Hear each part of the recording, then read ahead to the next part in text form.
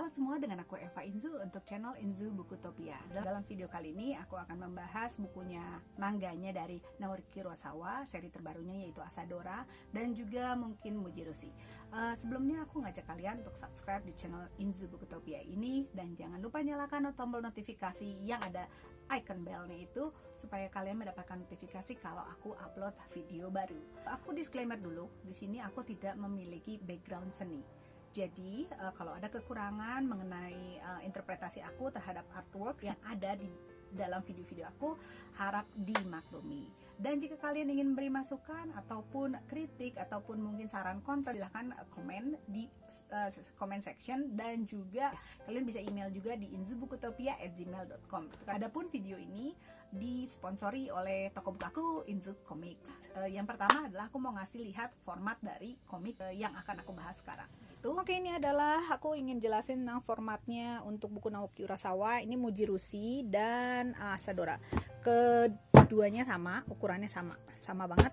Aku mau nyamain dengan bukunya, buku komiknya Indonesia yang udah diterjemahin ya. Nih seperti ini ukurannya ya. Perbandingannya aku bandingin juga dengan yang deluxe edition full metal Akademis Bahasa Indonesia, lebih besar yang full metal. Kemudian aku bandingin dengan perfect edition Naoki Urasawa bahasa Inggris, ukurannya ya sama, hampir sama ya, sama-sama. Dan aku bandingin lagi dengan novel grafis cetakan dari terbitannya Drawn Quarterly, masih beda jauh ya. Oke, itu aja untuk perbandingannya. Asadora dan Mujirushi ini sama ya detailnya, cuman bedanya untuk Asadora dia glossy, untuk Mujirushi dia doff, tapi ininya agak metalik gitu ya. Ini metalik. Kemudian flap French sama dengan Asadora juga sama. Untuk bagian depannya untuk Asadora cuma tulisan Asadora Naoki Urasawa Present. Kemudian di flapnya bagian belakang ada biografinya Naoki Urasawa. Kalau untuk Mujirushi sendiri, biografi Naoki Urasawanya ada di bagian depan. Kemudian untuk Mujirushi dia ada halaman seperti gini, kayak kalkit gini ya. Oh, tapi ada tulisannya juga ini. Lalu berwarna ya, sama. Yang uniknya untuk Asadora 1 ya, semua halaman warna ditaruh di depan. Halaman warna tuh biasanya 10 halaman atau 5 lembar untuk buku Naoki Urasawa. Detailnya ini. Kemudian halaman judul, halaman isi, daftar isi, kemudian isi, kemudian ada detail produksi dan translation notes, yaitu info yang diperlukan yang mendukung cerita di dalam. Dan ini ada sound effect glossary seperti tulisan-tulisan Jepang, sound effectnya yang bertuliskan Jepang.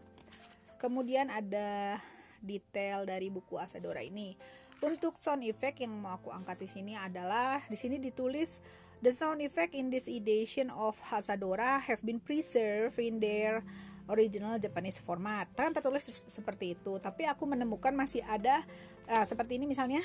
Ini kan bahasa Jepang, masih huruf katakana ya, dan ini di bahasa Inggris kan. Kemungkinan seperti ini.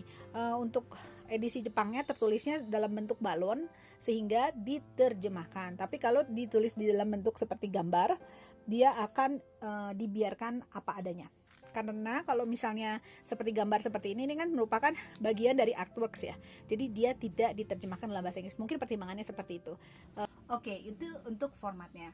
Untuk Asadora ini tidak ada sinopsisnya ya di sini di covernya, sehingga aku harus ambil sinopsis dari salah satu toko buku, dan aku bahasa Indonesia kan di sini kurang lebih lah ya seperti ini. Jadi tahun 2020 itu Tokyo dibombardir makhluk raksasa yang nggak tahu apalah.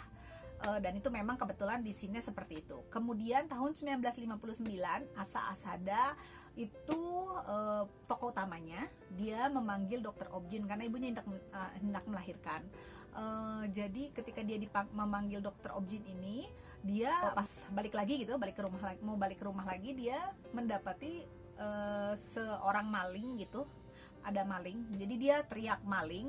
Jadi orang tersebut akhirnya menculik si Asa Asada dengan niat untuk meminta tebusan karena dipikirnya Asa Asada ini orang punya.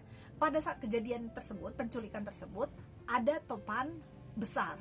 Jadi ada topan besar sehingga si Asa Asada itu bersama dengan penculiknya bekerja sama untuk menyelamatkan diri. Yang kemudian ceritanya dimulai dari situ. Ya, itu adalah Asadora.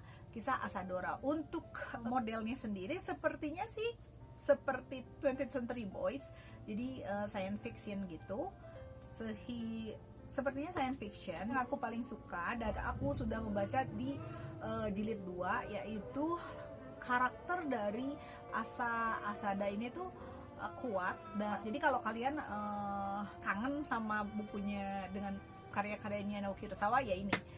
Cuman kalau misalnya, kalau menurut aku sendiri, kalau misalnya menginginkan sesuatu yang baru, menurut aku ini nggak terlalu sih. Kalau menurut aku ya, itu aja. Dan yang kedua adalah buku Muji Rushi.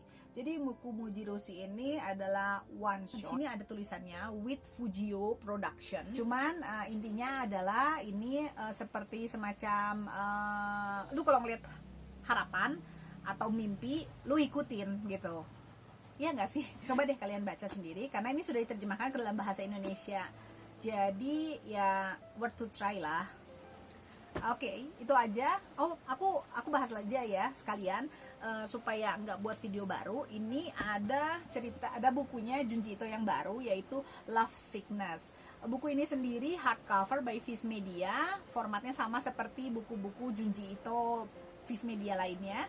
Dan ini kontennya bisa dilihat di sini. Di sini ada theme Love Sickness, terdiri dari beberapa cerita. Kemudian yang kedua ada The Strange Hikizuri Siblings dengan 2 cerita, dan sisanya adalah cerita lepas.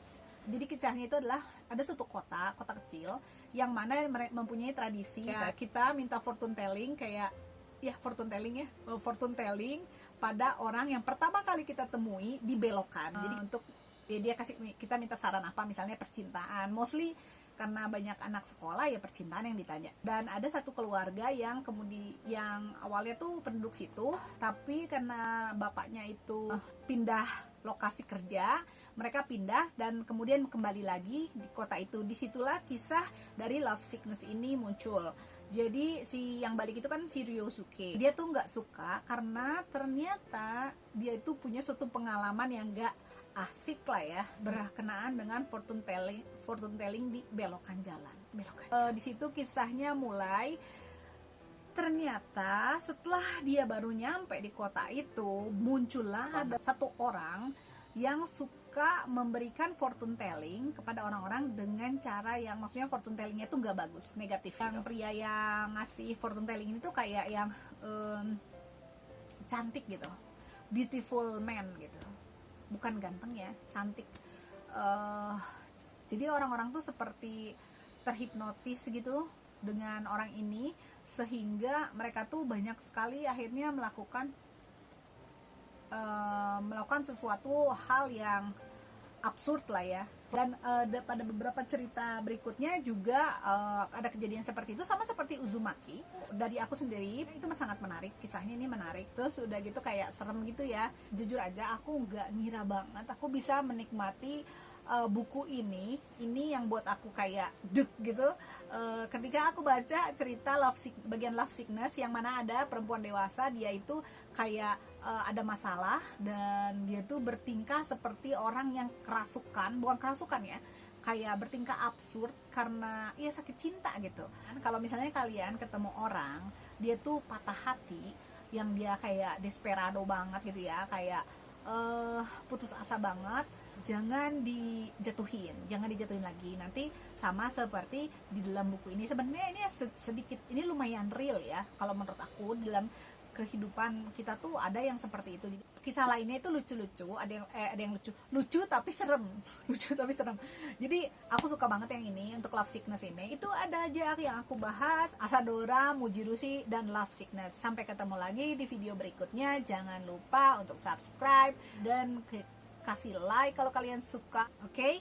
Sampai jumpa lagi. Bye bye.